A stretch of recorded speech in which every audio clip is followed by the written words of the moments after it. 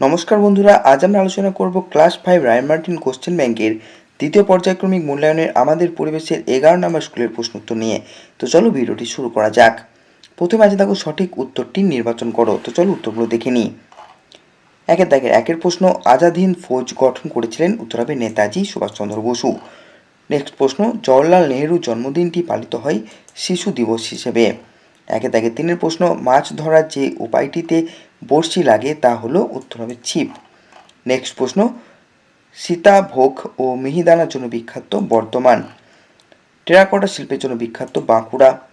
2 নম্বর আছে দেখো শূন্যস্থান পূরণ করো। প্রথমে 2-1 উত্তর হবে সান্দাকফু হলো পশ্চিমবঙ্গের সবচেয়ে উঁচু পর্বতশৃঙ্গ। 2-2 উত্তর হবে তমলুক শহরের আদি নাম তাম্রলিপ্ত। 2-3 উত্তর হবে হাওড়া জেলাটি হুগলি নদীর তীরে অবস্থিত। 2-4 উত্তর হবে তিতুমির বানিয়েছিলেন বাঁশের কেল্লা। নেক্সট প্রশ্ন, সুন্দরবনে সুন্দরী বা গরান গাছ দেখা যায়। 2-6 প্রশ্ন, রেশম কীট পালনের জন্য তুঁত গাছ লাগানো হয়। 3 প্রশ্ন আছে দেখো নিচের প্রশ্নগুলির উত্তর দাও। প্রথম প্রশ্ন, বজবজ কাণ্ড কবে হয়েছিল? উত্তর হবে 1914 সালে। নেক্সট প্রশ্ন, মহানন্দা নদীর জন্মস্থান কোথায়? উত্তর হবে দার্জিলিং হিমালয়ের মহালাধিরাম পাহাড়ের পাকলাঝোড়া জলপ্রপাত থেকে। নেক্সট প্রশ্ন, স্কোয়াশ ফলের গাছ কোন গাছের মতো দেখতে? উত্তর হবে এটা পেঁপে গাছের মতন হবে, ঠিক আছে, এটা কুমড়ো গাছ নয়, এটা পেঁপে গাছের মতন হবে। নেক্সট আছে দেখো হারভেস্টার কি? একই সঙ্গে ধান কাটা ও ঝাড়ার যন্ত্র। কোন শহর কয়লা খনির জন্য বিখ্যাত? উত্তর হবে রানীগঞ্জ। 4 প্রশ্ন আছে বাম স্তম্ভের সঙ্গে ডান স্তম্ভ মেলাও। মানুষের স্বাস্থ্য থেকে হবে একটা সম্পদ, বারুইপুর থেকে হবে পেয়ারা, বাক্সের মতো হবে ঘুনি, গঙ্গার উৎপত্তি হবে গঙ্গোত্রী হিমবাহ, দার্জিলিং থেকে হবে সিঙ্গালীলা পর্বত শ্রেণী, শিক্ষক দিবস হবে ডক্টর সর্বপল্লী রাধাকৃষ্ণন। 5 প্রশ্ন আছে যে কোনো 4টি প্রশ্নের উত্তর দাও। প্রথম প্রশ্ন, নিত্যবহ নদী কাকে বলে? একটি উদাহরণ দাও।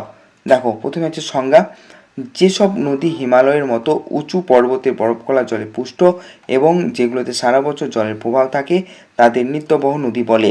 বর্ষাকালে বৃষ্টির জলে এবং গ্রীষ্মকালে বরফগলা জলে এই নদীগুলি পূর্ণ থাকে। উদাহরণ হবে গঙ্গা, ব্রহ্মপুত্র, সিন্ধু ইত্যাদি। 5-2 প্রশ্ন, নদীমাতৃক সভ্যতা কাকে বলে? একটা উদাহরণ দাও। দেখো সংজ্ঞা, নদীমাতৃক সভ্যতা, প্রাচীনকালে মানুষ তাদের জীবন ধারণের প্রধান প্রয়োজন পানীয় জল, চাষবাস এবং যাতায়াতের সুবিধার জন্য নদীর তীরবর্তী অঞ্চলে বসতি স্থাপন করত। এইভাবে নদীর উপর নির্ভর করে যে সভ্যতা গড়ে উঠেছিল তাকে নদীমাতৃক সভ্যতা বলে। উদাহরণ হচ্ছে সিন্ধু নদের তীরে গড়ে ওঠা সিন্ধু সভ্যতা বা নীল নদের তীরে গড়ে ওঠা মিশরীয় সভ্যতা। 5-3 প্রশ্ন, ভগিনী নিবেদিতাকে কেন আমরা শ্রদ্ধা করি? সেবা ও ত্যাগ। ভগিনী নিবেদিতা ছিলেন স্বামী বিবেকানন্দের প্রধান শিষ্যা। 1899 সালে কলকাতায় যখন প্লেগ মহামারী ছড়িয়ে পড়ে তখন তিনি নিজের জীবনে ঝুঁকি নিয়ে বস্তিতে বস্তিতে ঘুরে রোগীদের সেবা করেছিলেন। নারী শিক্ষা, ভারতের পিছিয়ে পড়া নারীদের শিক্ষিত করার জন্য তিনি বিশেষ বিদ্যালয় স্থাপন করেছিলেন। দেশপ্রেম, ভারতের স্বাধীনতা সংগ্রামে বিপ্লবীদের তিনি গোপনে সাহায্য করতেন এবং মানসিকভাবে উৎসাহিত করতেন।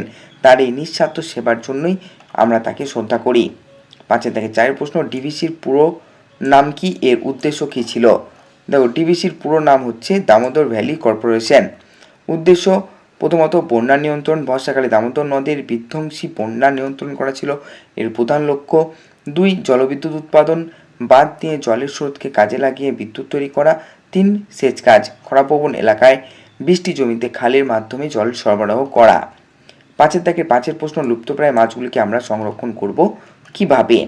লুপ্তপ্রায় মাছ যেমন খয়রা, ন্যাদো, সরপুঁটি বিলুপ্তির হাত থেকে বাঁচাতে নিচের পদক্ষেপগুলি নেওয়া জরুরি। জালের সঠিক ব্যবহার, খুব ছোট ফাঁসে জাল ব্যবহার বন্ধ করতে হবে যাতে ছোট পোনা মাছ বা ডিম ভর্তি মাছ ধরা না পড়ে।